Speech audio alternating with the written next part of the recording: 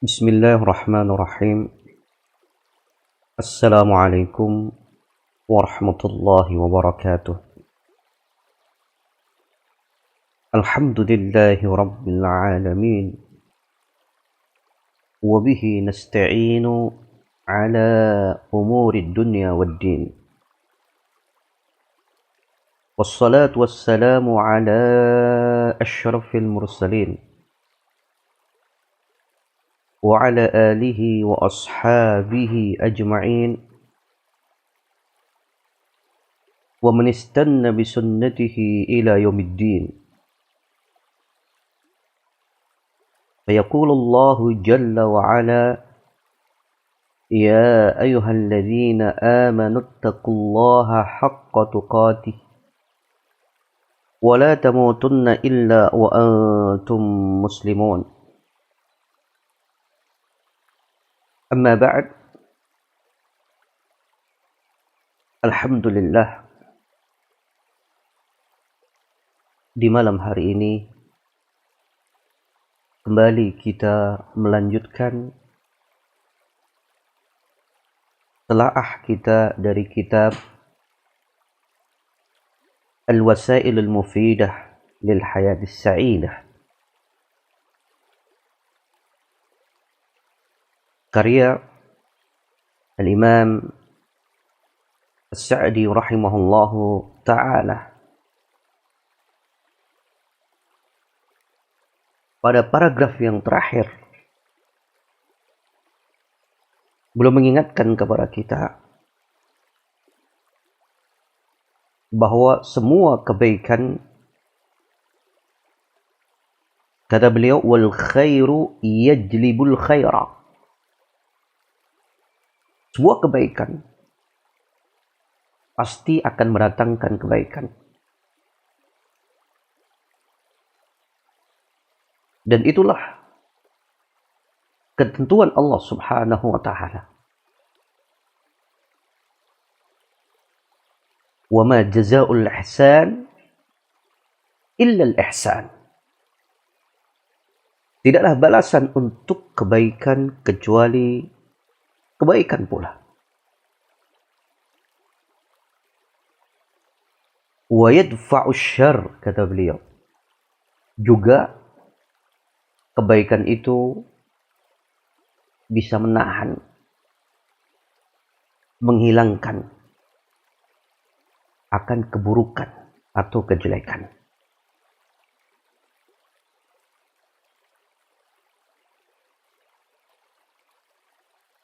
Dan orang yang beriman kepada Allah Subhanahu wa ta'ala,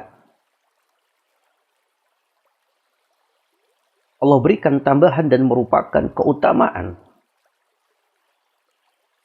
yang tidak Allah berikan kepada segolongan orang yang hanya melakukan kebaikan untuk mendapatkan kebaikan duniawiyah.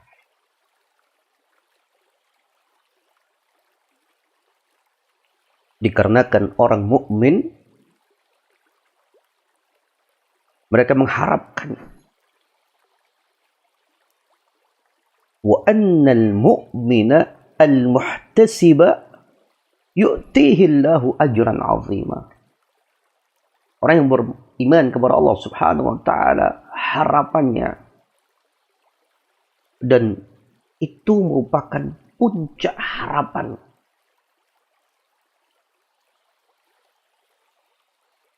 itu ingin mendapatkan balasan yang besar dari Allah Subhanahu wa ta'ala.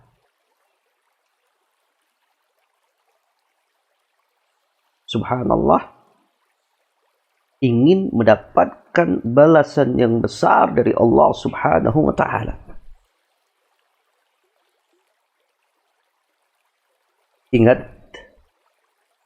bahwa Allah itu Al-Azim, Maha Besar. Dan saat Allah Subhanahu wa ta'ala membalas, tentunya balasan Allah akan sedemikian besar. Sebagaimana yang dikatakan oleh Syekh Muhammad bin Shalih Al-Utsaimin rahimahullah ta'ala, Suatu saat beliau menukilkan firman Allah, falahum ajruhum 'inda rabbihim, dan bagi mereka pahala untuk mereka 'inda rabbihim, di sisi Rabb mereka. Mereka mendapatkan pahala dari Allah Subhanahu wa taala. Kata Syekh Muhammad Ibn Shalih Al-Utsaimin rahimahullahu taala, وَالثَّوَابُ عِنْدَ الْعَظِيمِ يَكُونَ عَظِيمًا. Dan pahala yang ada di sisi Allah yang maha agung, al-azim, yakunu aziman, akan pasti besar. Karena Allah itu azim. Tidak ingatkah kita bahwa dunia dan seisinya, dan tentunya semua makhluk Allah Subhanahu wa taala, apa yang ada di alam semesta ini, sama sekali Allah tidak membutuhkannya. Tetapi semua makhluk yang fuqara ilallah, teramat sangat membutuhkan Allah Subhanahu wa taala. Tapi coba perhatikan, ketika Allah Subhanahu wa taala memotivasi orang-orang yang beriman untuk berbaik kepada orang lain, untuk melakukan kebaikan kepada orang lain, atau untuk melakukan kebaikan di jalan Allah, pada kalanya Allah Subhanahu wa taala menurunkan ayat, dan antara kata atau lafaz yang Allah sebutkan yaitu kata-kata yuqrid, meminjamkan. Allah berfirman seumpamanya dalam surah Al-Hadid ayat 11, Allah menyatakan, man dzalladzi yuqridullaha qardan hasana fayudha'ifahu lahu wa lahu ajrun karim. Siapakah yang akan memberikan pinjaman kepada Allah? Yuqridullah. Bayangkan. Qardan hasana, dengan pinjaman yang baik. Fayudha'ifahu lah, maka niscaya Allah akan memberikan lipatan baginya. Walahu ajrun karim, dan untuknya balasan yang sangat mulia. Subhanallah. Ini hal yang sangat ajaib. Allah yang maha kaya, Allah yang memiliki seluruh alam semesta, Allah yang ghaniyun hamid, maha kaya dan maha terpuji. Di sini Allah Subhanahu wa taala menggunakan kata-kata, siapa yang mau memberikan pinjaman kepada Allah. Kiranya dalam kosakata ini ada rahasia besar yang sekiranya kita mencermati, maka kita tidak akan pernah merasakan untuk rugi apa yang kita keluarkan di jalan Allah Subhanahu wa ta'ala.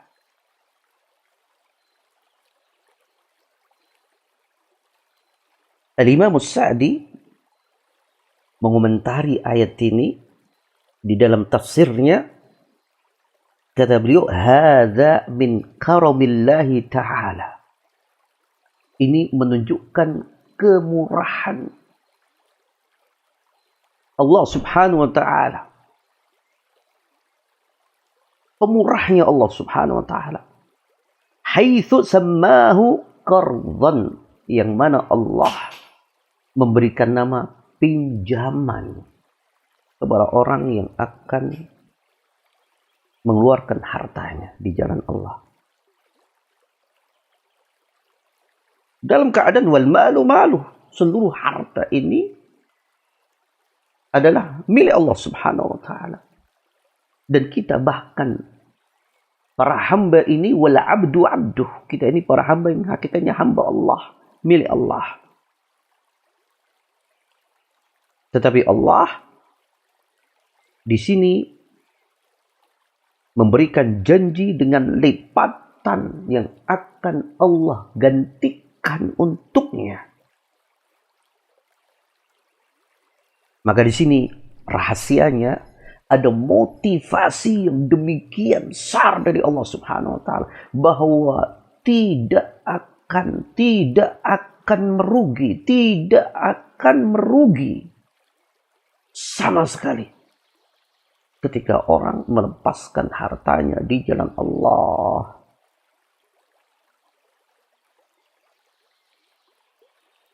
Maka wajar kalau para sahabat ridwanullah alaihim ajma'in sedikit pun mereka tidak pernah merasakan kerugian dari apa yang telah mereka melepaskan atau mereka lepaskan di jalan Allah Subhanahu wa taala. Mereka tahu bagaimana keutamaannya, bahwa harta kekayaan yang hakiki adalah yang dijaga Allah Subhanahu wa taala, yang ada di sisinya, yang Allah melipatkan dengan lipatan-lipatan yang demikian mengagumkan, demikian menakjubkan, tidak terbayang di benak kita. Allah sangat-sangat maha pemurah. Allah itu karim. Subhanallah. Bayangkan keutamaan orang yang memberikan pinjaman kepada saudaranya. Sedemikian besar. Lalu coba bayangkan, ini tidak meminjamkan, orang yang memberikan kepada saudaranya harta atau sebagian daripada hartanya.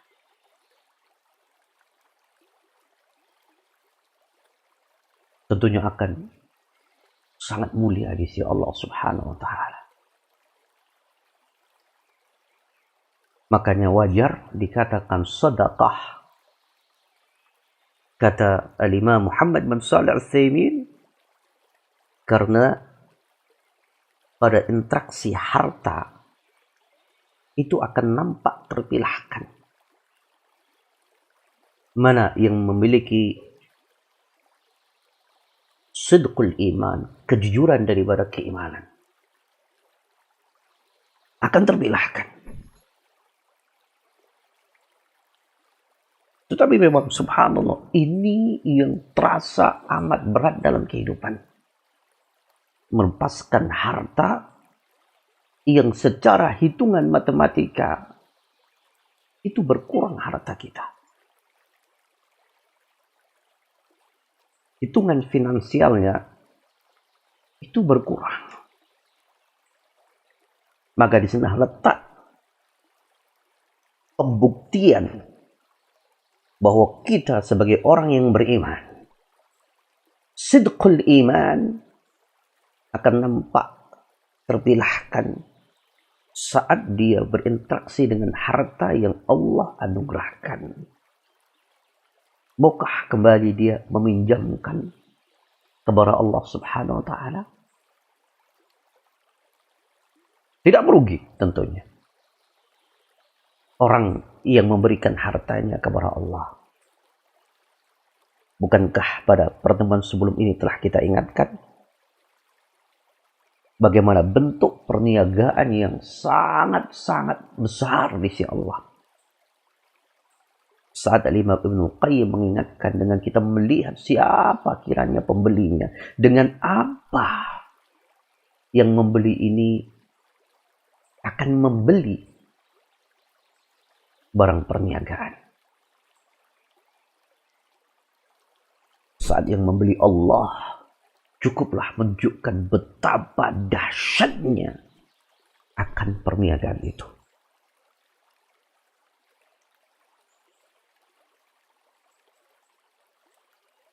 Terlebih lagi subhanallah,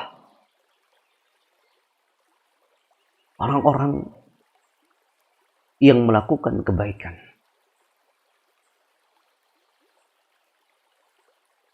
dengan balasan yang Allah persiapkan, sekali lagi menunjukkan betapa Allah itu karim, sangat-sangat maha pemurah. Yang Allah berikan balasan atau balasan yang Allah berikan itu berlipat-lipat, yang tidak bisa memang terbayangkan.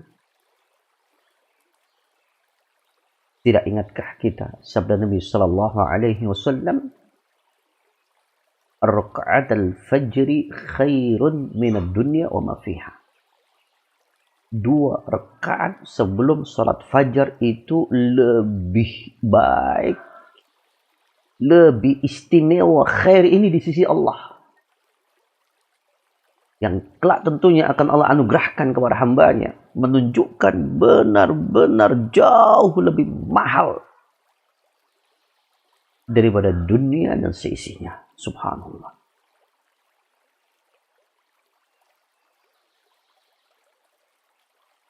Sekilas kalau kita melihat dunia itu memang subhanallah, semakin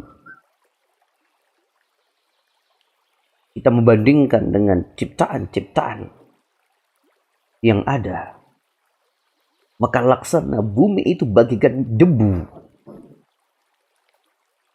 pada lingkaran atau di gugusan, apa yang kita katakan, meminjam istilah gugusan Bima Sakti. Sedemikian kerdilnya bahkan tidak nampak. Dan ternyata dari sana tentunya ada gugusan-gugusan yang lainnya, galaksi-galaksi yang lainnya. Hingga galaksi yang ada itu bahkan seperti debu ketika dibandingkan dengan galaksi-galaksi yang lainnya. Artinya bumi sudah tidak nampak lagi. Kalau demikian apa artinya? Sangat-sangat wajar apabila Allah katakan 2 rakaat dari salat fajar itu khairun minad dunya wa ma fiha. Jauh lebih istimewa daripada dunia dan seisinya. Ini bukti balasan yang Allah persiapkan.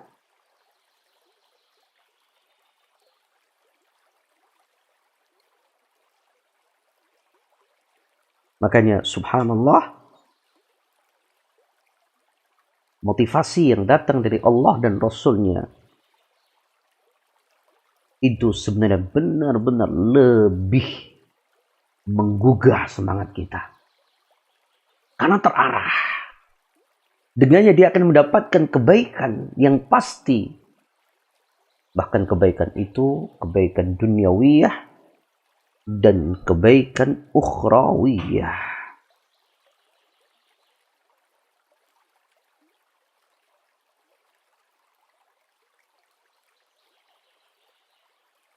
Belumlah lagi tentunya dari apa yang dikatakan oleh muallif rahimahullah ta'ala. Wa min jumlati al-ajri al-azim zawalul ham wal gham wal akdar wa nahwiha. Di antara bentuk sekian balasan Allah yang sangat besar yang akan dirasakan itu hilangnya gundah gulana,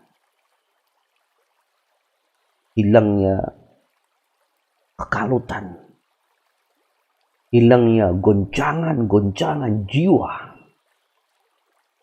Subhanallah. Cukup mereka yang katakan mengalami goncangan, katakan mereka depresi atau dalam kondisi stres dengan beragam apa yang menimpanya. Jujur mereka ingin mencari ketenangan. Jujur mereka ingin mendapatkan kedamaian, ketentraman. Jujur mereka akan merasakan redanya apa yang menjadi gejolak dalam hatinya. Lakukan kebaikan. Kembali kepada Allah. Maka dia akan mendapatkan. Karena Allah subhanahu wa ta'ala yang menentukan semuanya ini. Sebagai ujian, apakah jujur kita minta kepada Allah bantuan? Tentunya dengan kebaikan, dengan al-ihsan ilal khalq. Karena poin pembahasan kita pada sebab yang kedua ini, dari perkara yang dengannya seseorang akan merasakan kebahagiaan adalah al-ihsanu ilal khalq, berbuat baik kepada manusia. Saatnya kali ini kiranya kita bisa berperan untuk mendapatkan ketenangan. Berperan dari apa yang tentunya kita rasakan bersama, musibah yang sedang menimpa umat manusia saat ini secara merata.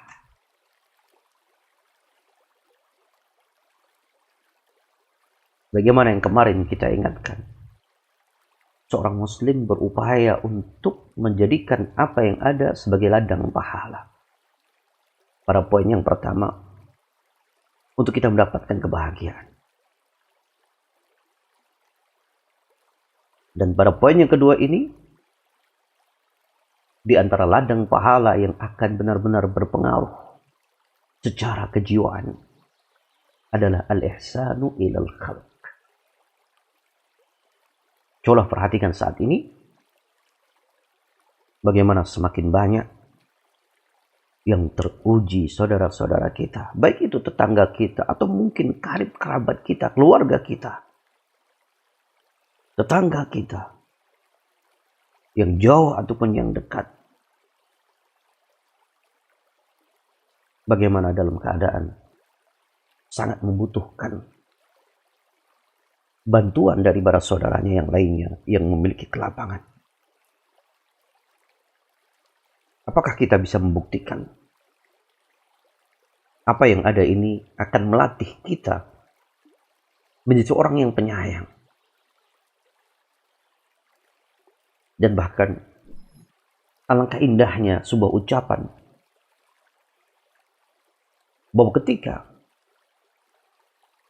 ada orang yang berdatangan kepada kamu, silih berganti mereka meminta bantuan, jangan marah. Karena yang menggerakkan dia untuk datang itu Allah. Dan yang memilihkan untuk supaya dia datang kepada kamu adalah Allah. Kalau demikian, kita tentunya harus mengetahui bagaimana sikap yang harus kita lakukan dengan berhusnudzan kepada Allah dari apa yang kita mampu. Kiranya kita insya Allah masih bisa menyisihkan. Di sini Allah Subhanahu wa taala husnudzan kita. Kiranya saat ini Allah mempercayakan kepada saya untuk memberikan kepada mereka apa yang saya miliki. Jika tidak bersuudzon, kenapa semakin banyak yang berdatangan kepada saya? Kenapa si fulanun ala datang kepada saya? Sekian banyak mereka datang kepada saya. Coba kita melihat dari sisi positif. Kalau kita beriman kepada takdir,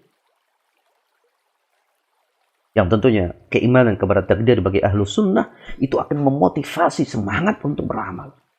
Karena Allah la yukallifullah, Allah tidak akan menimpakan sesuatu yang di luar batas kemampuan. Mungkin kita berhusnudzan, Allah mempercayakan kepada kita sehingga Allah datangkan mereka kepada kita. Allah menginginkan kita untuk menjadi sebab kebaikan, sedikit ataupun banyak yang bisa kita berikan. Maka itulah bukti daripada apa yang akan kita inginkan, yaitu merasakan kebahagiaan dan tentunya ingin mendapatkan keselamatan di dunia dan di akhirat kelak. Kemudian, subhanallah, kalau kita memperhatikan bagaimana uraian para ulama ketika mereka menukilkan ayat-ayat yang berkaitan dengan al-ihsan ilal khalq, sedemikian mengagumkan. Karena memang subhanallah, al-ihsan ilal khalq ini bukti daripada keimanan yang sangat berat untuk kita tunaikan. Di sana kiranya akan terukur kejujuran keimanan kita, sebagaimana kata Syekh Muhammad bin Shalih Al-Utsaimin. Jiwa tauhid akan terukur. Apakah kita yakin janji Allah bahwasanya pahala yang akan Allah berikan ad'afan mudha'afa, ataukah janji syaitan sebagaimana Allah firmankan dalam surat Al-Baqarah ayat 268, asyaitanu ya'idukumul faqra wa ya'murukum bil fahsya wallahu ya'idukum maghfiratan minhu wa fadla wallahu wasi'un alim. Kata Allah, syaitan itu ya'idukum, memberikan janji kepada kalian kefakiran,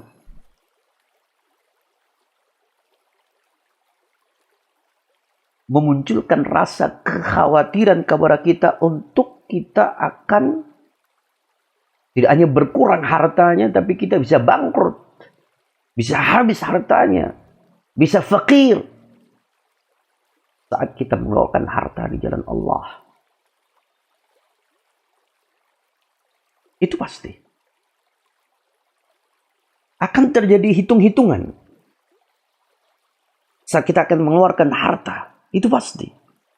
Tapi kiranya mana yang lebih menang?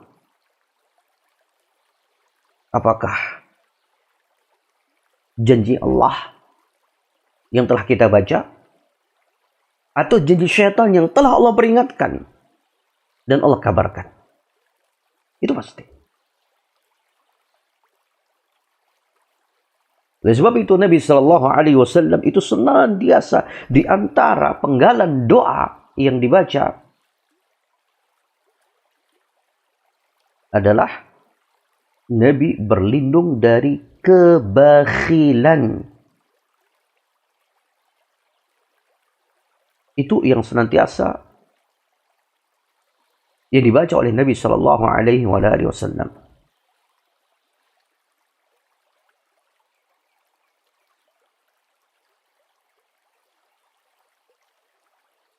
Bahkan subhanallah,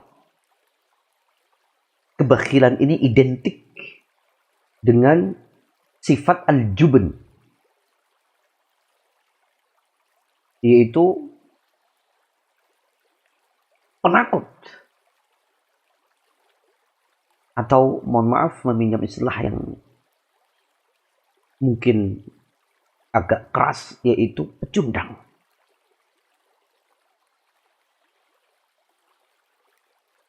Oleh sebab itu Rasulullah Sallallahu Alaihi Wasallam itu senantiasa menjadikan bagian doanya adalah wa'udzubika minal jubni wal bukhli. Kiranya setiap kita senantiasa membaca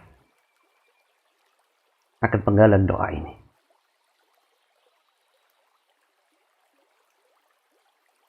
Makanya Masya Allah, ada penggalan perkataan yang sangat menakjubkan dari Al-Imam Ibnu Abdul Hadi rahimahullahu ta'ala. Kata beliau, inna syaja'ata mulazimatun lis-sakha.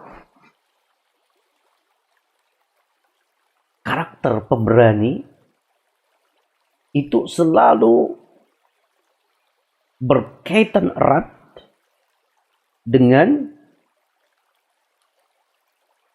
sifat pemurah. Subhanallah. Inna syaja'ata mulazimatun lis-sakha. Bahkan kata beliau, qalla ayyujada sakhiyun illa syuja'. Sangat sedikit engkau dapatkan orang yang berjiwa pemurah kecuali dia ini karakternya adalah pemberani. Subhanallah. Ini sesuatu yang selalu berkaitan.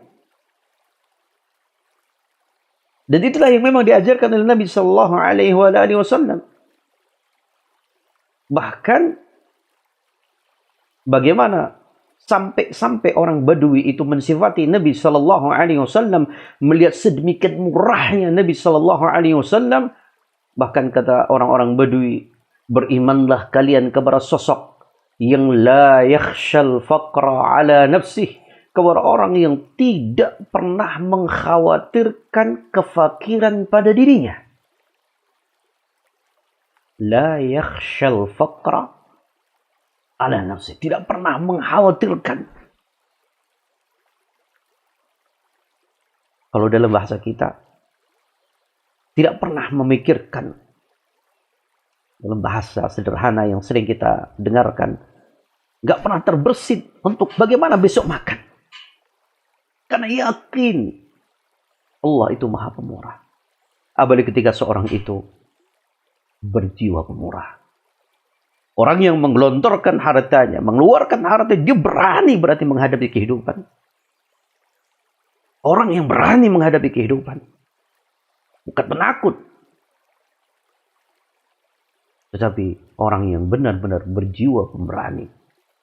Keberanian tidak hanya menghadapi musuh. Tapi keberanian menghadapi situasi dan kondisi.